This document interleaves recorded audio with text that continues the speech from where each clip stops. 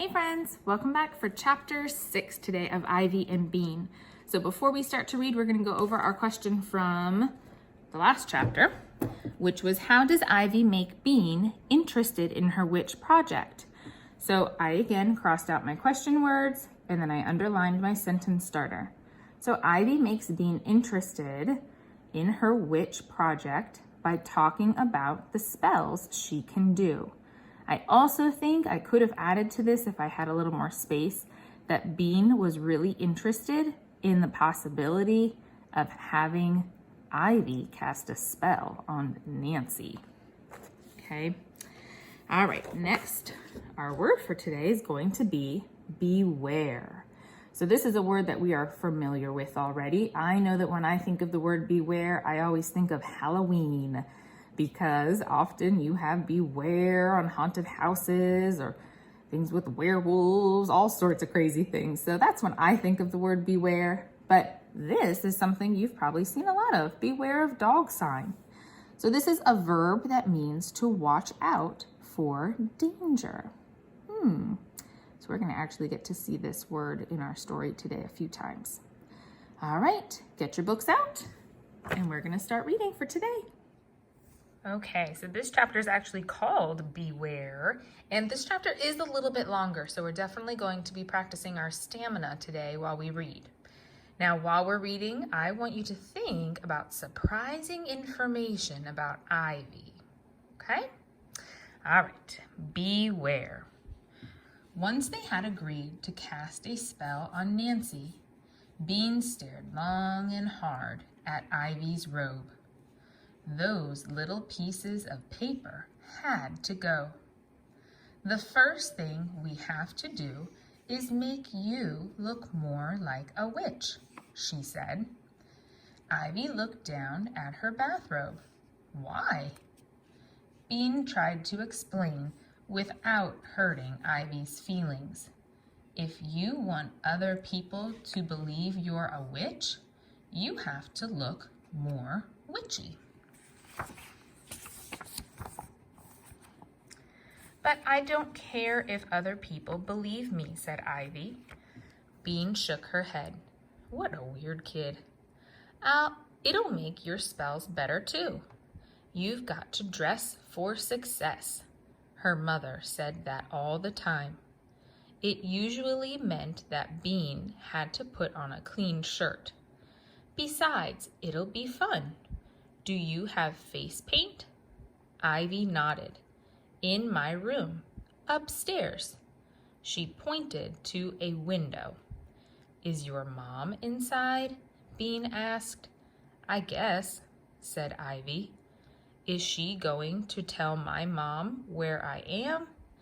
Grown-ups stuck together that way. Bean's dad said it was because they were all in a club together, but Bean felt pretty sure he was making that up. Ivy tapped her wand against her head. Whoopsies, hand. Maybe we should sneak in, just to be sure. That was fine with Bean. She loved sneaking. She loved face paint too. And she was really going to love watching Nancy kick her legs and wave her arms for the rest of her life. They went in the back door to the kitchen. Bean could hear Ivy's mom talking on the telephone somewhere in the house. This is going to be easy, whispered Ivy. She's working. She yelled loudly. Hi, Mom. Can I have a banana? Hang on a second, Bean heard Ivy's mom say. Then to Ivy, she said, Honey, I'm on the phone. Get your own banana. There was the sound of a door shutting. Okay, yelled Ivy. She smiled at Bean. See? Very tricky, thought Bean. Ivy was turning out to be a lot more interesting than she had expected. They walked softly past Ivy's mom's door and up the stairs. They were very quiet. At the top of the stairs, there was a door with a sign that said, "Beware," in red glitter glue letters. That was Ivy's room. When she went in, Bean stood still and looked all around. "This is way, way cool," she said. She had never seen a room like Ivy's. There were thick lines drawn on the floor, marking out 5 sections. Each section was like a different room. In one section, there was a small sofa on a rug and a bookcase stuffed with books. In another was a table covered with pens and paper and glitter glue and paint. Ivy's bed with a canopy made of silver netting was in another. A dresser and a folding screen painted with clouds were in the 4th section. The 5th section had nothing in it except dolls. Bean had never seen so many dolls in her life. There were the regular plastic kind of dolls. There were the weird staring dolls with fancy costumes that were kept in glass cases at the toy store. Now, before you turn the page, this is where I want you to see if you can remember, visualize, what did Ivy's room look like? Remember, visualizing means that you're making that image in your head, thinking about what the story has told us and making that picture. Once you have a picture in your mind, a mental image, go ahead, you can turn the page and see if you were right.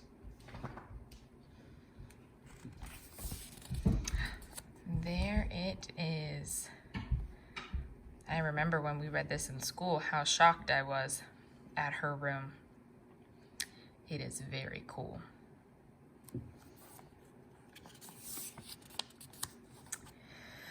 All right, at top of page 60. There were stiff wooden dolls. There were china dolls, small ones, smaller ones, and tiny ones. There was one doll that was really a rock dressed in clothes. All the dolls were seated around a doll-sized blanket. Even the mushy baby dolls that couldn't sit by themselves had been propped up with blocks. Like this one here. In the middle of the blanket lay a Barbie doll, wrapped up in toilet paper. All the other dolls were watching her. "Neat," said Bean. "A mummy." "Yeah," said Ivy. "I'm going to build a pyramid to bury her in, as soon as I figure out how." "I know how," said Bean. "Nancy made one out of sugar cubes last year. I can't believe your parents let you draw lines on your floor." "It's only chalk," said Ivy. "It comes off. I change the lines when I change the rooms. For now, I'm thinking about getting rid of the dressing room and making it into a kitchen."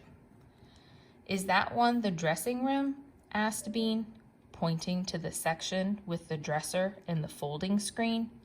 "Yeah, I like the screen," said Bean. "But a kitchen is a little bit boring. Maybe you could turn it into a science lab for making potions. The screen could protect your secrets." "A lab," said Ivy, thinking. "A witch's lab. That's a pretty good idea."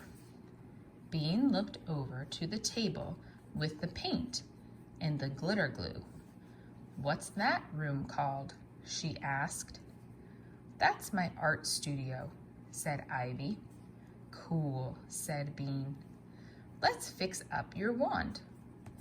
In Ivy's art studio, there were plenty of sequins and jewels and streamers and pipe cleaners. First, they wrapped the wand with silver pipe cleaners. Then, Bean attached streamers to the end. Then, Ivy put some stickers on. Then, Bean put plain glue on the top and dipped it in a jar of glitter. She stuck a big red jewel on the top. The wand dripped a little, but it looked much, much more magic than it had before.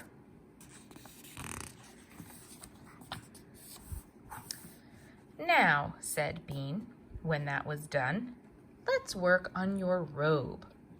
"What's the matter with it?" asked Ivy. "All the stars and moons are coming off. See?" Bean pointed. "It will look better if we draw them on with sparkly markers." Ivy looked embarrassed. "I can't draw stars very well." "I can," said Bean. "I'll teach you." Bean showed Ivy how to draw dots for the star points, then connect the dots with lines. Ivy practiced on paper for a while, and then they stretched the bathrobe over the table and began drawing. Ivy's stars were a little bent, but they all had 5 points. Soon the black robe was covered with silver stars and gold moons. Once that was done, Ivy got out her face paint. Bean couldn't believe it. The set had 24 colors. "Wow, let's do green stripes," said Bean, "or green dots." There were 3 different greens. "No, witches are only green in movies," said Ivy. "Real witches are just regular colored." "But you've got all this great face paint," said Bean. "We've got to use it for something." Ivy thought. "You can put black around my eyes." "Okay, but aren't real witches kind of pale because they go out mostly at night?" asked Bean. "I guess," said Ivy, "kind of pale, but not green. My mom knew a guy who turned green. It was because he watched TV all the time," said Bean. But she could tell that she wasn't changing Ivy's mind. "What if we did all white with black around your eyes?" she suggested. "Yeah," Ivy nodded, "with a couple of blobs of red on my cheeks for blood." "That's good," Bean agreed. "Blood is good." So Bean carefully smeared white all over Ivy's face except her lips. Then she drew red drops down her cheeks. They didn't really look like blood. They looked more like red tears, but that was a pretty scary thing too. Then Bean drew thick black lines around Ivy's eyes. Both girls thought that witches' hats were dorky, so they wrapped Ivy's head in a black scarf borrowed from her mother's dresser drawer. It looked almost like long black hair. Ivy stared at herself in the dressing room mirror. "Wow," she said, "I look really strange." And she did. Okay, that's it for chapter 6 today. Now I want you to, again, you'll pause the video. You'll go back to the beginning and read this chapter again. Now, while we were reading, you should have been thinking about what interesting things we learned about Ivy in this chapter. So, I definitely think I learned that Ivy has a lot of different interests and she likes being creative. Think about all the things that she's created in her room. And that she has a lot of different interests because she has a lot of different types of mini rooms inside her room. She has the craft one, she has the doll one, she might do the science lab, she has the library area. So I think that's what I learned about Ivy in this chapter. So go ahead and go back to the beginning, pause the video. You'll read it again, remember, on your own or with a partner. And this time while you're reading, I want you to think about how Ivy and Bean cooperate. Remember, cooperate means that they work together. All right, go ahead, pause the video and reread the chapter. Okay, you should have gone ahead and reread that chapter and been thinking about how Ivy and Bean cooperated. I know something big that stood out to me was that they worked together to remake her robe and the wand. And Bean also showed her how to make the stars correctly so that she can do it on her own. That's very good teamwork. All right, so our first bonus question for today is, how and why did Ivy trick her mother?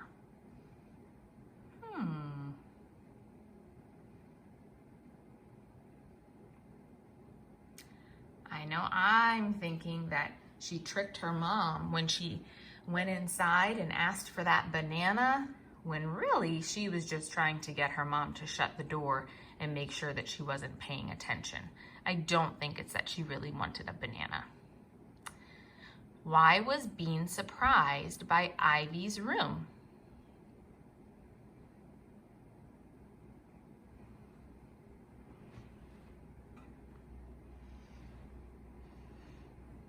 I know she was surprised that she was able to separate her room into several different sections, 5 different sections. She had even asked, "I can't believe that your parents let you draw on the floor," until Ivy said, "Well, it's only chalk, so it comes right up."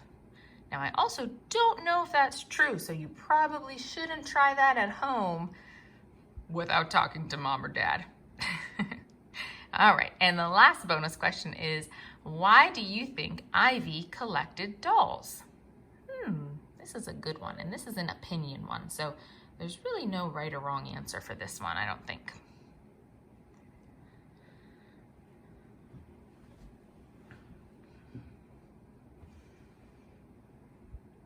I know I'm thinking that a lot of the things that people collect are things that they just start getting when they're younger. So maybe when she was younger, she started getting dolls as gifts, and then she decided, hey, you know, I really like these, and she continued collecting them.